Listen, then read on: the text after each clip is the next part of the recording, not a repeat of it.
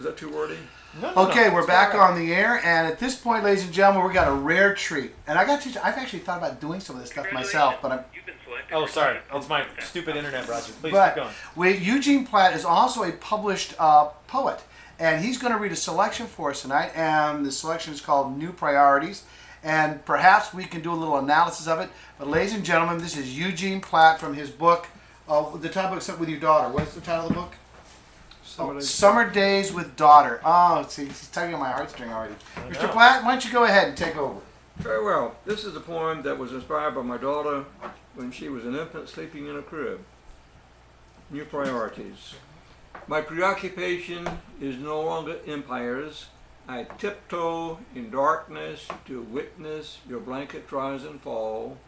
Then, bending over the slats of your crib that remain silent centuries through the night, I become reacquainted with a God I knew in my youth, and say a wordless prayer of hope for your future, which is the future of all the world, while listening for the sweetest sound I have ever heard, your breathing.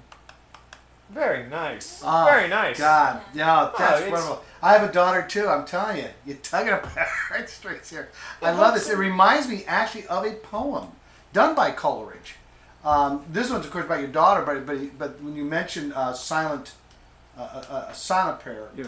or a wordless prayer, Mm-hmm. Coleridge did something similar, talking about when he would lay himself down to sleep and he'd pray not with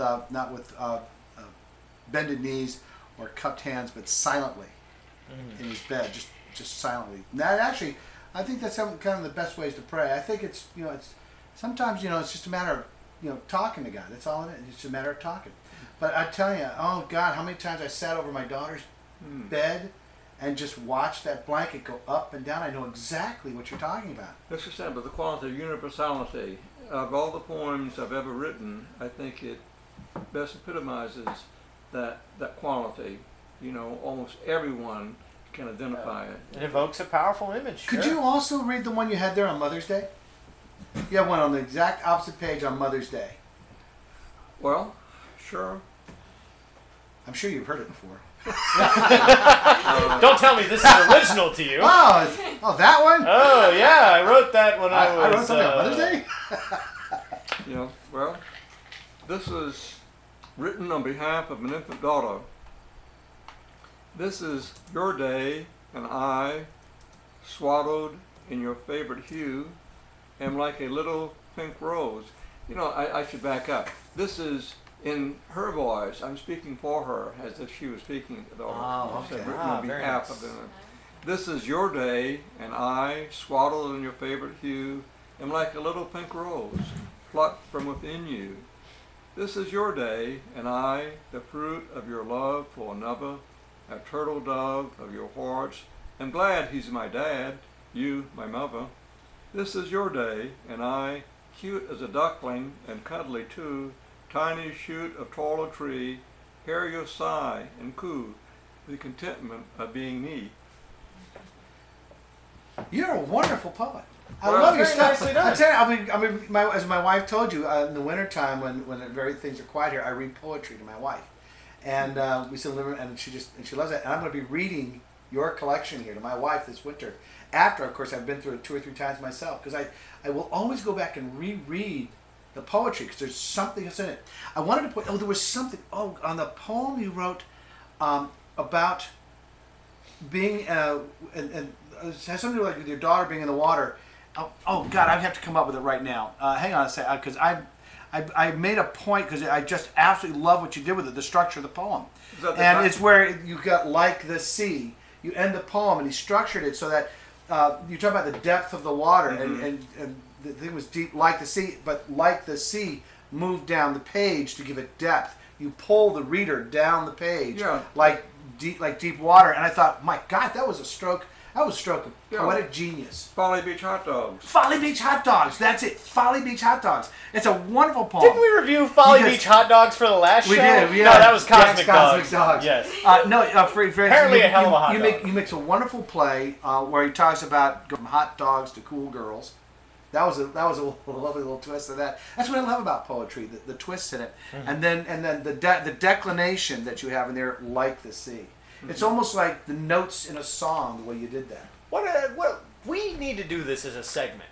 We are doing it as a segment. Well, no, I'm saying, we're about to lose this. This is about to be the end. But I'm saying he just read some of his poetry. You're obviously quite a poetry reader. I'm sure a poetry Brooke has reader, read not her a fair poetry share. writer. I'm sure Someone has to appreciate it. I'm sure that's my Brooke job. has read her fair share of poetry. I have my personal favorites. Oh no! Oh God, I love poetry. That strikes me as surprising, but wouldn't we need to do this one time on the show? Everybody bring in one or two of their favorite poems, read them as a segment, and call it. Make them short, but everybody bring in a favorite poem. That'd be wonderful. I have two that I can think Would you of. care to join us on that evening? Sure, I'd love Absolutely. to. I think we're going to have a regular recurring guest here, Eugene Platt. I think that's wonderful. Mr. Platt, can you read the Folly Beach Hot Dogs? We have time. Well, sure. Just time for one more. We'll make this the poetry segment. This is the poetry segment with Eugene Platt. We have plenty of time for politics. We do it all the time here at Colbertradio.com. It's going to get a little heavy with the upcoming election. Right. We tend to get a little heavy in the politics, and when it's over, then we move on to something. Let's be lighthearted. Well, wouldn't it be great, just to start with a little political preface, wouldn't it be great to have at least one published poet in the legislature?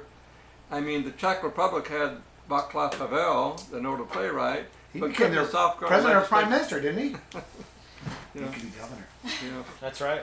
Okay, Folly Beach Hot Dogs. All right, here we go. Write poems about Argentina. Folly Beach Hot Dogs, probably the world's best, except maybe those you relished in your own hometown's playground. I often wonder what made them so great. I guess it's the onions and mustard and the sand, a grinding reminder to 10-year-old gourmets that with every bite we were devouring Folly Beach hot dogs. Summers later, my interest turned from hot dogs to cool girls, the ones who safely station themselves 60 feet from the surf, hiding behind sunglasses and feigned disinterest. I loved them seasonally, but a fellow can only have shallow love with shallow girls, and I was looking for something deep, like the sea. Folly girls weren't for me. Youth's gone now.